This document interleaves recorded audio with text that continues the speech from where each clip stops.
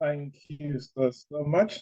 Thank you so much, Otis. Good to be here on your platform. I celebrate you for the incredible work that you're doing.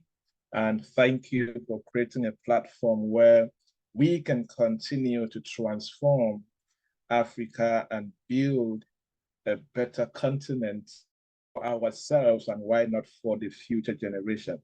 Hello, everybody. How are you doing? Good to see you. Good to be part of this platform today. If you can hear me loud and clear, can you just type billionaire in the chat box? If you can hear me loud and clear, type the word billionaire in the chat box. If you believe you're a billionaire, type the word billionaire in the chat box. Africa needs more billionaires. More billionaires means more jobs, more companies, more transformation. Only rich people can change Africa. All right. Good to see everybody.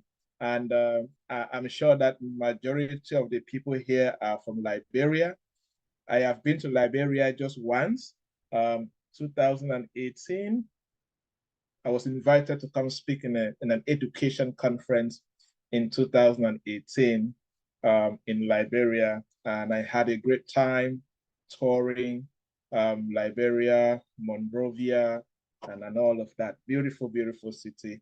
And I'm looking forward to coming back to Liberia. Now that I have more friends, I have more friends here from Liberia. All right, so I'm leading the session on business development and management, and it's one of my favorite things to talk about. I am a full-time business trainer and consultant for 10 years plus, and I have traveled 20 countries, 4 continents, providing training and consulting to business leaders on how to build thriving businesses and just share perspective on what they can do to continue to build incredible companies for the good of humanity.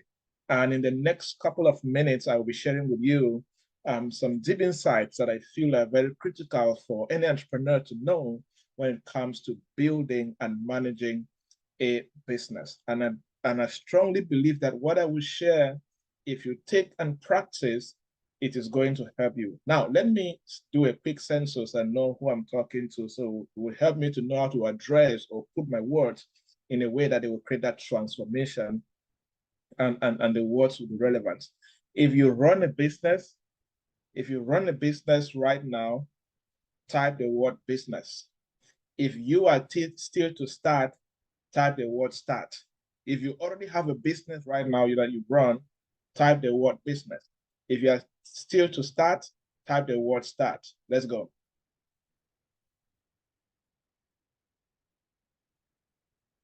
Okay.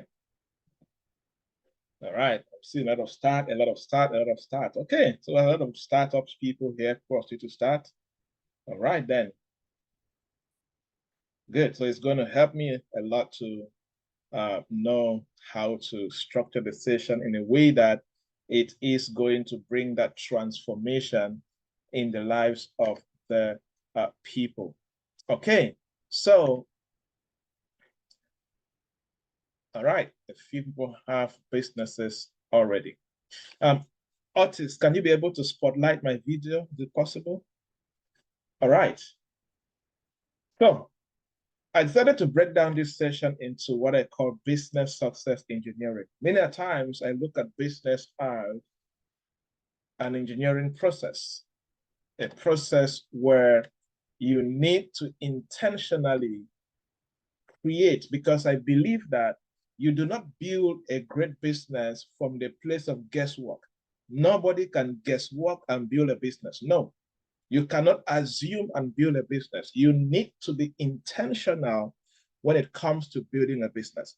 Personally, apart from being a business consultant and a business speaker here and there, I also run my own businesses. I have started altogether 7 businesses. 3 have failed, 4 are still standing. So I know what it means to start and run a business. I am not speaking from a place of theory or reading books. And I've studied business to the highest level that you can think of. I have a doctorate degree in entrepreneurship and investment.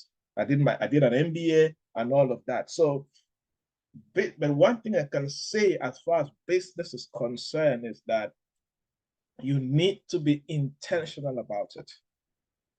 Without intentionality, it is difficult to build a business. And that's why I like to talk about engineering, because anything that concerns engineering, you see a lot of dedication, a lot of consistency from the path of the entrepreneur, right?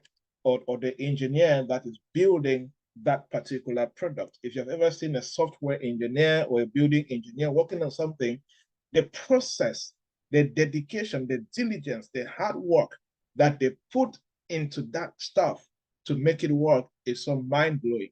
And it is the same thing with building a business. You need to engineer and you need to focus on it. So let's proceed and make this work. I always like to say that every committed business person will always worry about business growth and success. Whether you're thinking of starting, whether you've started, one of the major worries of any business person is growth, success. Will I succeed? Like many of you here, you are still thinking of starting. One of the major fears that you have is, will it work? Will people buy my product? Will I get all the attention that I need? Will my product be relevant in the marketplace? Right?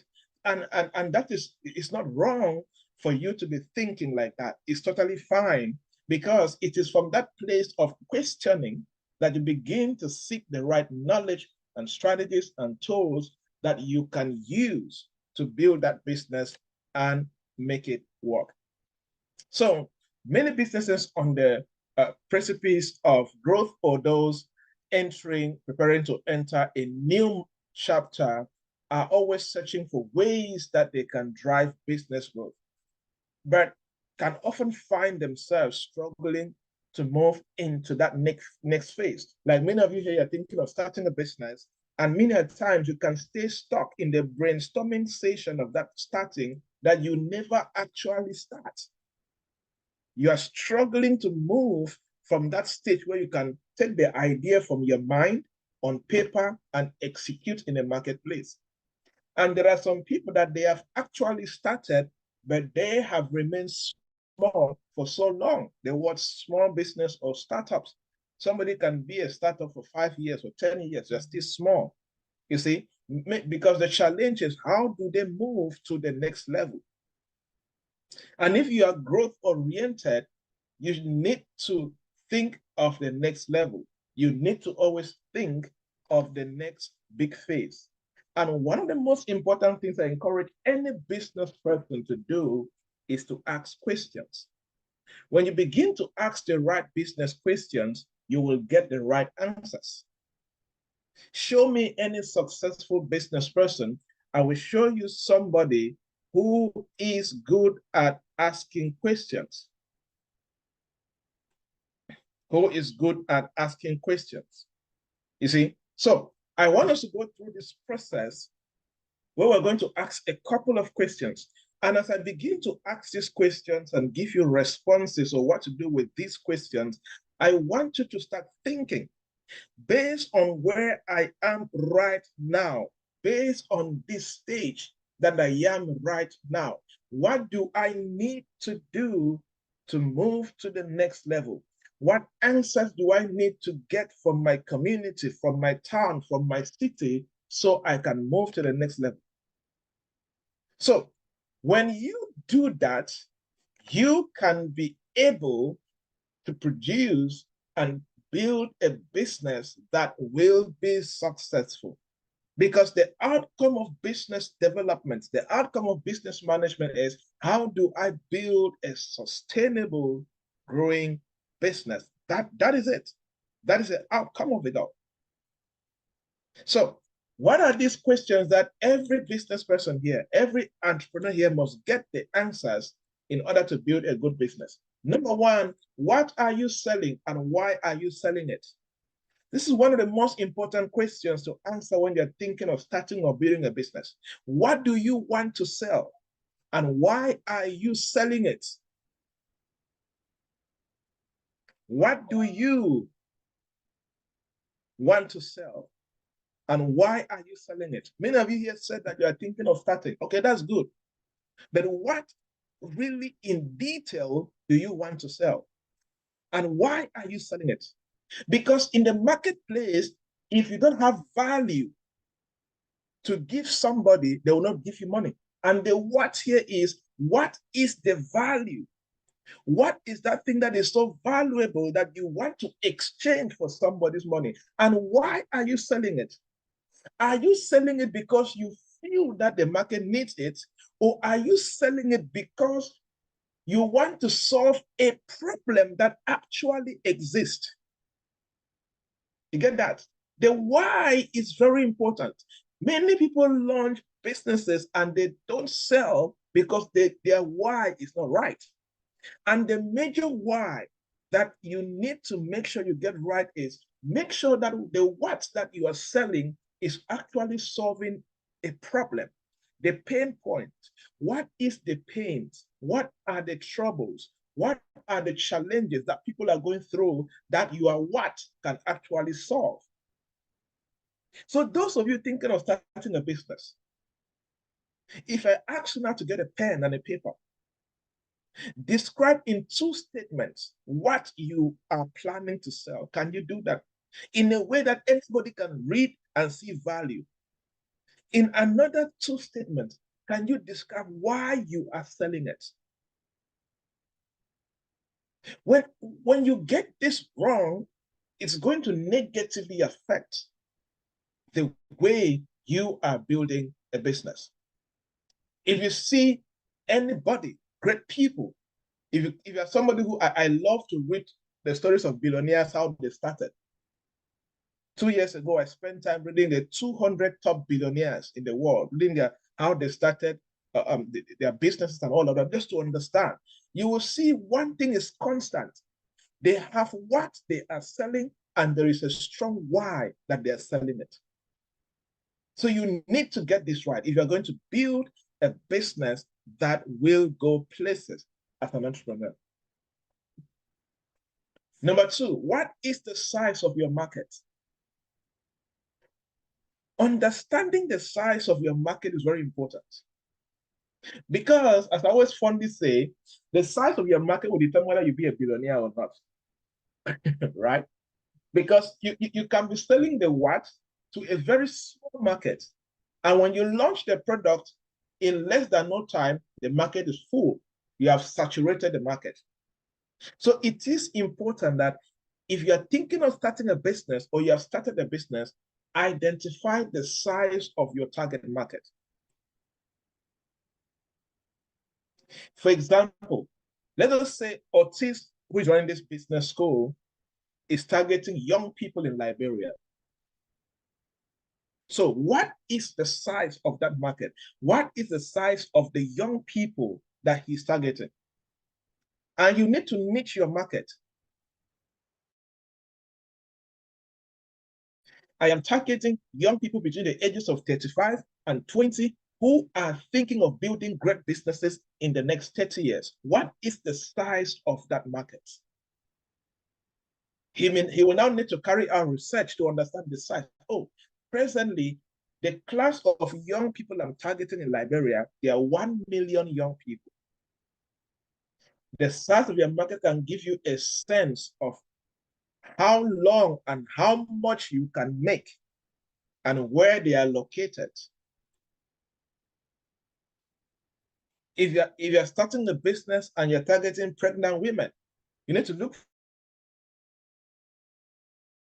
for the research that explains how many pregnant women are in Liberia every year. The size of that market is important. There's no business to manage, there's no business to develop if you don't understand who you're targeting and the size of the people that you're targeting. So for those of you thinking of starting a business, go and do research, go online, go to offices so you can ask questions. Do your own research if you can, primary research if you can, but make sure you have a sense, an average size of the market that you're targeting. It's going to help you know whether this market has a future or not. There are people launching ideas into a market that the market will disappear in the next 2 years, in the next 5 years. And when there is no market, there is no business. And this takes you now to the next question, which is, do you understand who you're selling to? Do you understand who you are selling to? Now, why is it important to understand who you're selling to? Because when you understand who you're selling to, it makes it easier for you to design the products that will solve their problem. It makes it easier for you to design the marketing message that will solve their problem. Those of you thinking of starting, who are you selling to? Who is the perfect user of that product, of that service? Do they even need it? Do they even exist? Will they buy? Do they have the monthly income or the yearly income to afford what you're selling? You need to understand who you're selling to. Where do they live? Where do they go? What do they like? What is their average monthly or yearly income? Where do they hang out? All of these things, all of these dynamics are important for the operations of your business. This is the core of business management. When you understand who you're selling to, every other thing that you will do will revolve around the response to this question. Understand who you're selling to, and your business will go places. Now, what is your value chain? What is value chain? The various phases or things that you go through for you to create value. For example, we are here doing this program with the amazing Jonah Togba School of Leadership and Development, right? Now, there's a value chain. Before we are here, there's a value chain to go through before, you are able to get the teaching I'm giving you. And there are different logistics. Getting the internet is part of the value chain.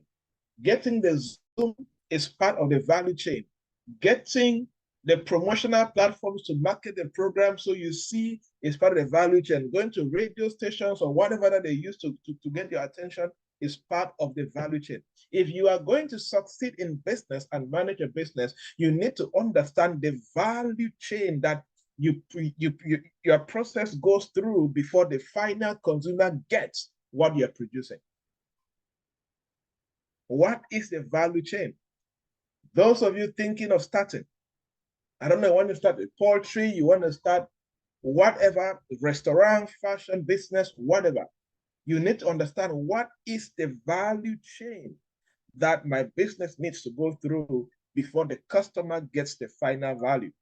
And the beauty of the value chain is that you can now buy some value chain if you want, because there's some value chain that will consume, your money a lot. So you need to make sure that you understand the value chain, and if there's a value chain that you can buy in the long run and make it yours, you can do it. So you can keep more money for yourself, and you can even resell that service. For example, let us say that you run a school, and when starting the school, you are renting the building. That building is another value chain, but you are paying rent to the landlord. But the smart business person will have the plan to own the value chain, that particular value chain in the long run. Maybe you can buy the house from the landlord, or you can build your own house. Smart business people find ways to own the value chain that is taking money out of their pocket. So they keep the money for themselves, and they can even sell the value to other people. You see? So you need to understand your value chain and start the process. Let me give another example. The Zoom that we're using right now is somebody else's company, but your business school is paying a yearly license fee to use the Zoom platform for this teaching to happen. Maybe in the long run, the school can decide and build their own platform where they will be having live sessions with their students and stop paying money to Zoom. And maybe now they can start renting their own platform to other schools to use and teach their students online. You see that? So that is the power of understanding your value chain and making good use of it. So whatever business you're starting, whatever business you're running, pay attention to your value chain. Know how to manage it and know how to own it. It's going to help you.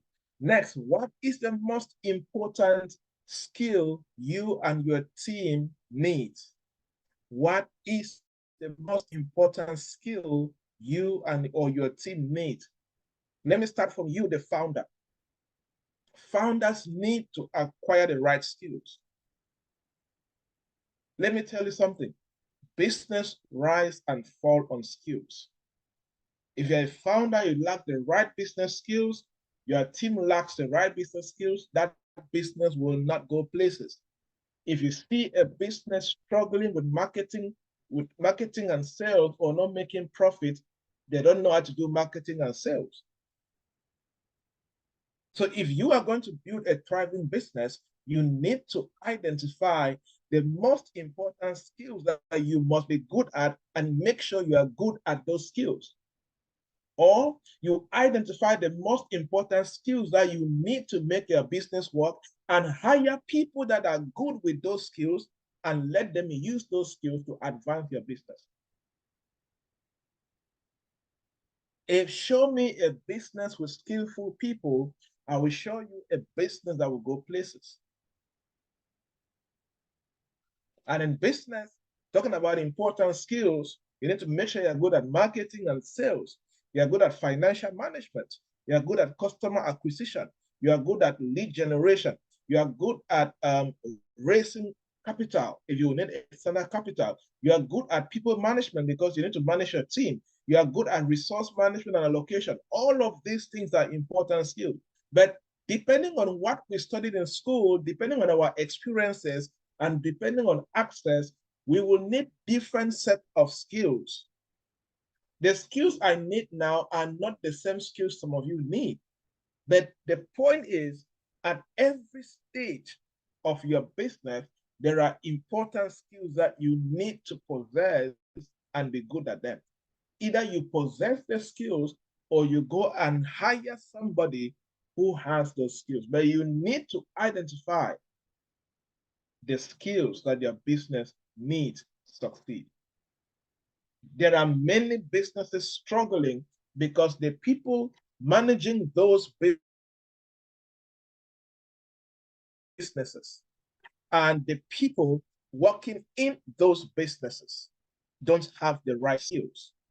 So you need to make sure that you develop the right skills set for that business. Take short courses. Take programs. That's why this program is going to transform many of your businesses because you're acquiring knowledge and skills that will transform your business. Can I do better than anyone? That's the next question to ask yourself in business. Can I do better than anyone? And the answer here should be yes. If your answer is no, you need to be careful. It's very important to have the right level of confidence when it comes to building a business.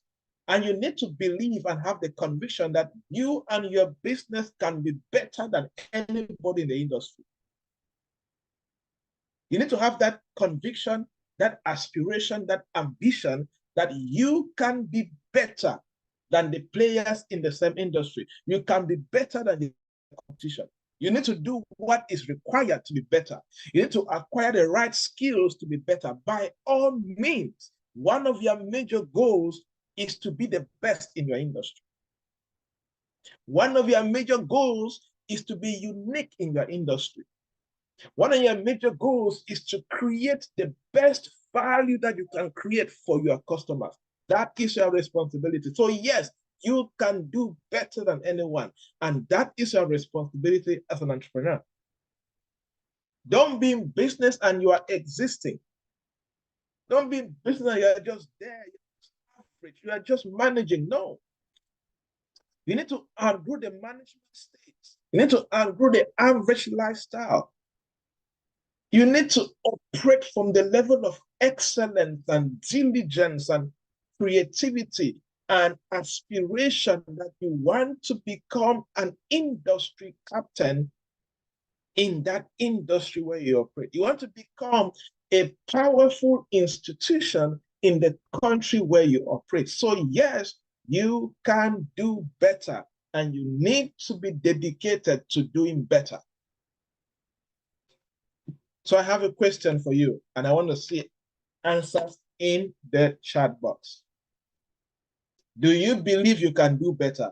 If yes, type a big yes. Type a long yes. Do you believe you can do better? Type a long yes. Good. I see Emmanuel typing yes. Elijah, Abraham, Emmanuel again. So many Emmanuels here. I see Alice. Oh, my mom's name is Alice.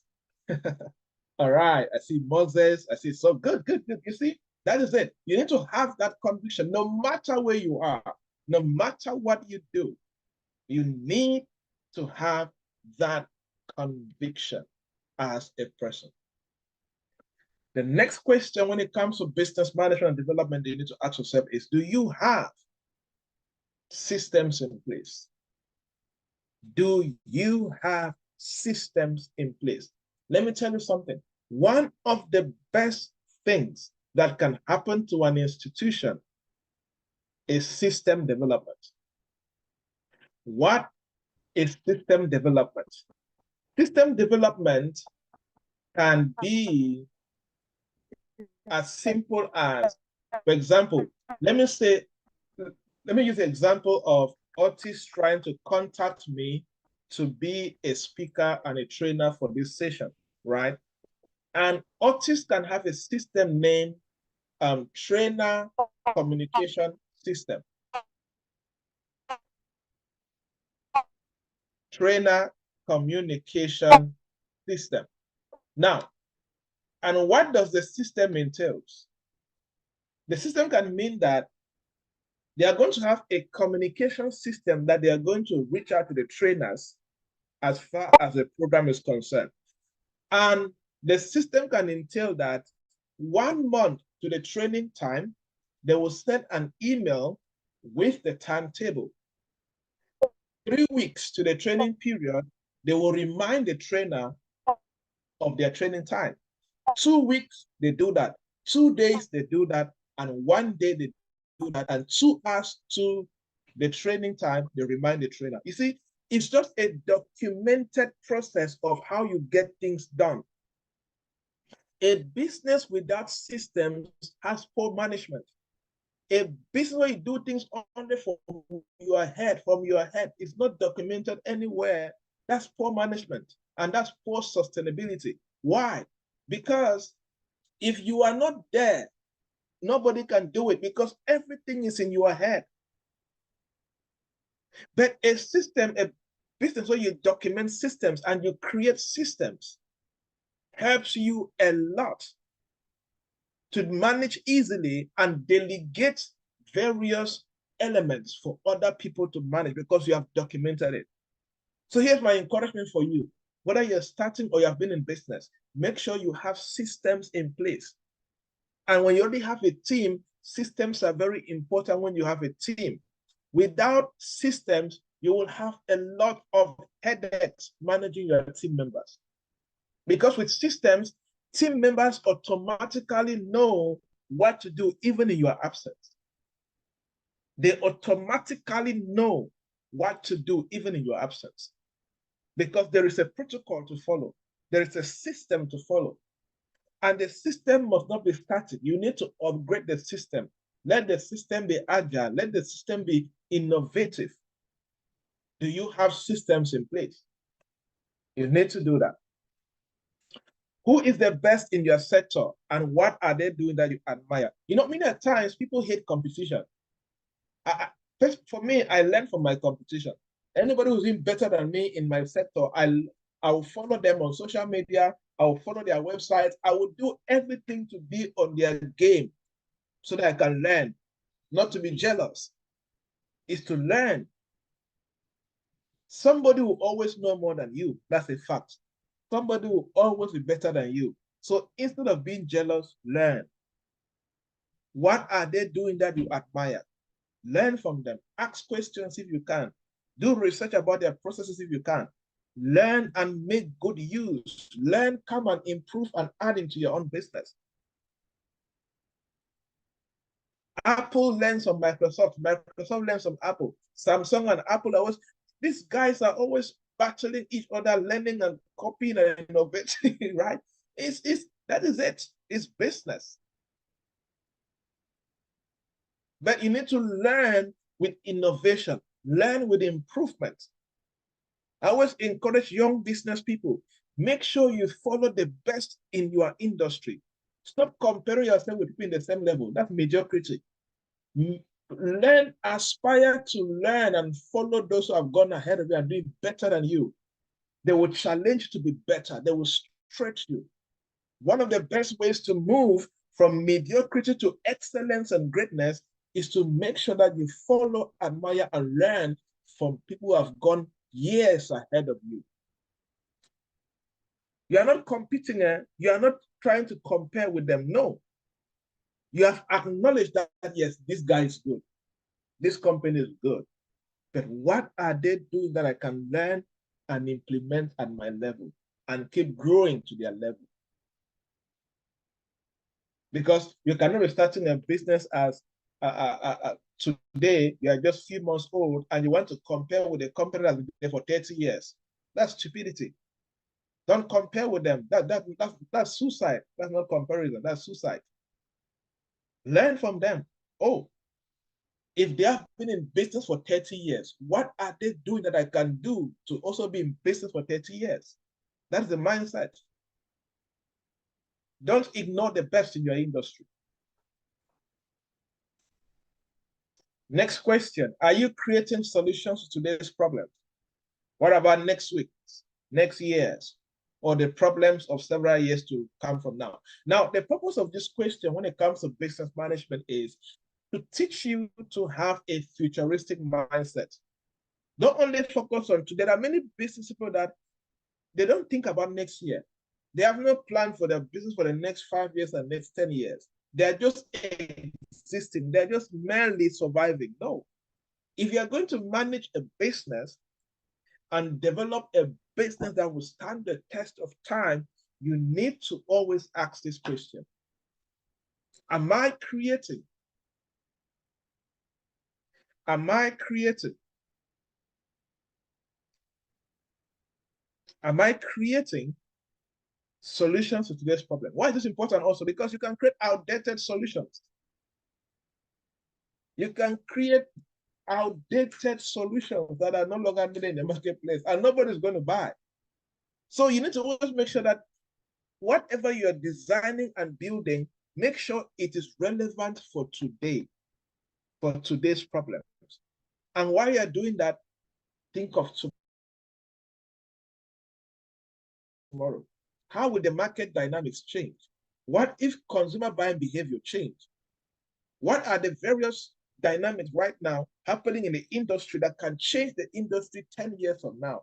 You need to be that futuristic.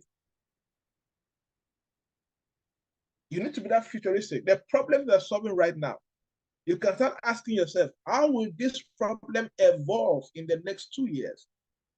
How will these problems evolve in the next 5 years? And you can start thinking of how to design relevant solutions that can solve that problem in the next 5 years.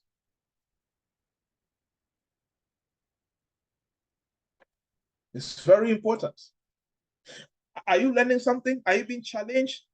Let me know in the chat box. Are you learning something? Do you feel that you'll become a better business person after this session? Do you feel that? Are you learning? Let's go, let's go. Give me some feedback, people. Good, good. Thank you, Leader Abraham. Thank you, Emmanuel. Thank you, Miriam. Thank you, Edwin. Thank you, Aisha. Thank you, thank you. Good, thank you, Luis. Awesome. Thank you, Johnson. Good. Happy to hear that. Happy to hear that. I'm seeing all the comments. All right, let's proceed. What do you believe about the business you are in? Now, I've told you guys, if I'm within Africa, I have been to 13 African countries, working mostly with young people, consulting and training and all of that. I am a yearly entrepreneurship trainer. For those who know yearly, yes, Liberians come to Accra, Ghana for the yearly program, right? Is there anybody else in the a yearly person? Anybody here?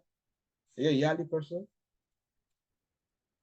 But I started training the last year, so yes. Good. So I have experience training African young entrepreneurs across 13 African countries. So I know what I'm talking about. One of the major things I have seen with the young people is that they don't believe in their businesses. There's no way you can be creative and diligent in a path you don't believe in. Let me tell you something. That's a fact about life. There is no way you can be exceptionally creative and diligent in a business you don't believe in that can work. There are many people operating a business that they're doubting. Will it work? It will not work. Will it work? It will not work. Will it work? It will not work. Like I always say, there are entrepreneurs that they're running a business and they're looking for a job at the same time. I always say they're confusing God. Yeah, God doesn't know whether God should bless you with a job or bless your business. So which one do you want? You say you're an entrepreneur, but you're looking for a job at the same time. So if you were God now, what will you do? Don't you think people like that confuse God? Don't you think so? Right? So when you begin to confuse God, go like, look at this one. Should I give this one a job now, or should I give this one, or should I bless the business? Just confusing God unnecessarily. Meanwhile, God has more important problems to solve, right? Like giving me billions. So stop confusing God. Either you are building a business or you want to be a corporate professional. But you can be a corporate professional and run your passive income business. Let us know that you're just a passive entrepreneur. You see? But what am I trying to say here? Please, if you are an entrepreneur, believe in your business. It is not a good attitude. And let me say this, spiritually and mentally, it's not a good attitude to doubt yourself and to doubt your business. It is very important to have absolute belief in the business you are building. Believe that that business can grow and make billions of Liberian dollars. Believe that that business can grow and employ 10,000 Liberians and employ Sierra Leoneans and Ghanaians and whoever. Believe that that business can go places. Believe that that business, you can open branches in Nigeria, in Dubai. Believe it. Whether it will take you 40 years or 50 years, believe it. That is your job. The most successful entrepreneurs are dangerous believers in what they are building. Everybody else can doubt them, but they will never doubt their own self. Everybody can doubt their business, but they will never doubt their own business. Do you believe in your business? Do you believe in your business? Do you have absolute conviction in the path that you've taken? And let me tell you, one sign that an entrepreneur is a believer in the business is that they don't give up. Anything can happen to them in that business, but they will never give up on that business. They will fail, they will cry, they will lose money, they'll be betrayed, they'll be backstabbed, taxation will come, things will happen up and down, but they will make that, they have resolved that they will make that business to work. Those are the people that end up succeeding. People who give up never succeed. But if you keep on going and keep on improving and keep on learning, I'm using the word improving intentionally because you can be consistent in the wrong direction. You can be believing in the wrong direction. Believing doesn't mean that you don't improve. No, improve, reset, iterate, better the product, create new strategies, do things. The goal can remain the same, but the strategy can improve. That's how you build a business. Next, what are the obstacles proceeding along your current path? It's very good to identify the obstacles that will rise in your path. For many people in Africa, obstacles like poor capital or limited access to capital, obstacles like high taxes, obstacles like poor governance and bribery and corruption, all these obstacles, poor electricity supply, all these obstacles here and there, we face them in Africa. But complaining about them would not solve anything.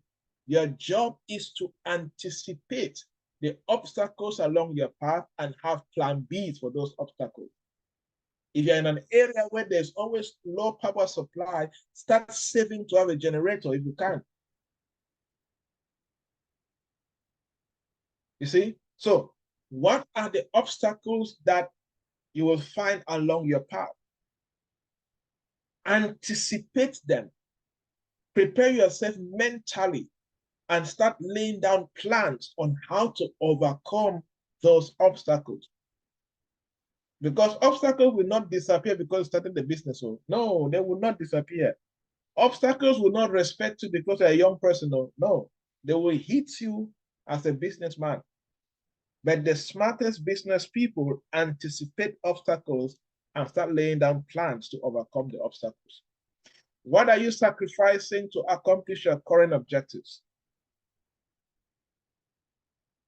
What are you sacrificing to accomplish your current objective? What does this mean? Because sometimes in business, you need to sacrifice another thing to achieve another thing.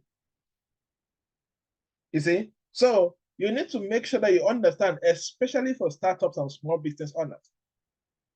When you have limited capital, limited resources, limited employee, you may need to sacrifice. For example, you can decide and say, oh, you know what?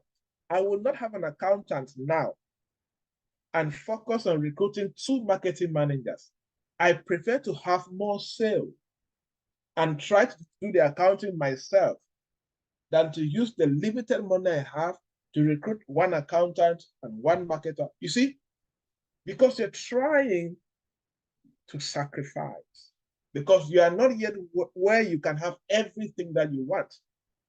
Even large companies like Amazon and Apple, at some point, it's just that they're unsacrificed at a whole different level.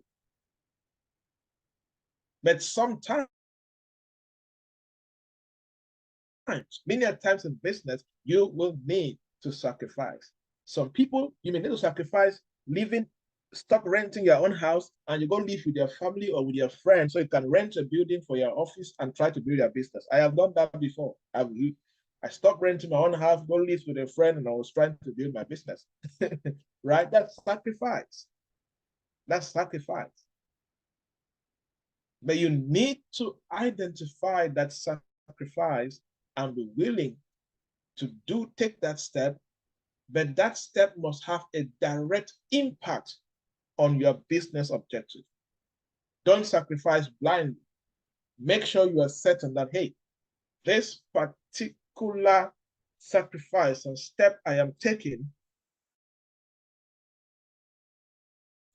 it will directly affect my business and push my business forward. Next, how can we add more value? This is very important. If you want to remain relevant in business, keep on adding more value. You want your business to remain relevant, keep on creating more value for your customers. You want to have new customers, keep on adding more value. Is there anything my team can do to increase the value we bring to our customers? This is a question that must be constant. I always ask some of my clients that every year I challenge them. Every January, make sure you add something new to your existing products. Add a new service, but just make sure that every January you add more value. It's a tradition. Even in my own business, every January I always add something new in the business, something valuable. This is the foundation of business development.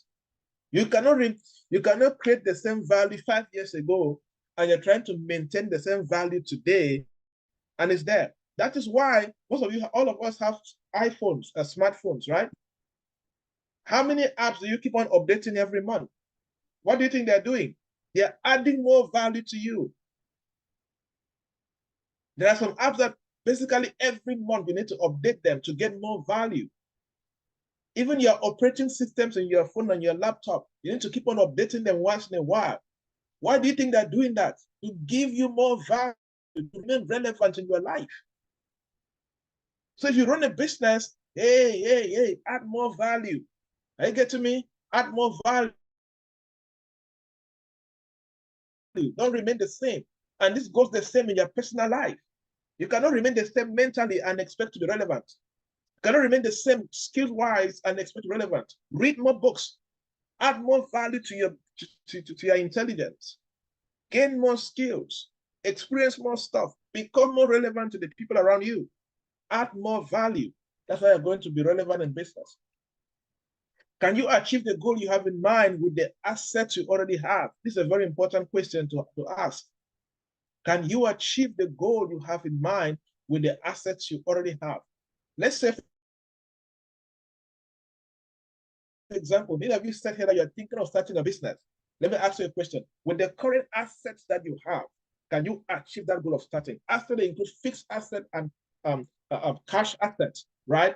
So let's say you want to consider your mobile phone, your laptop as an asset. That's good.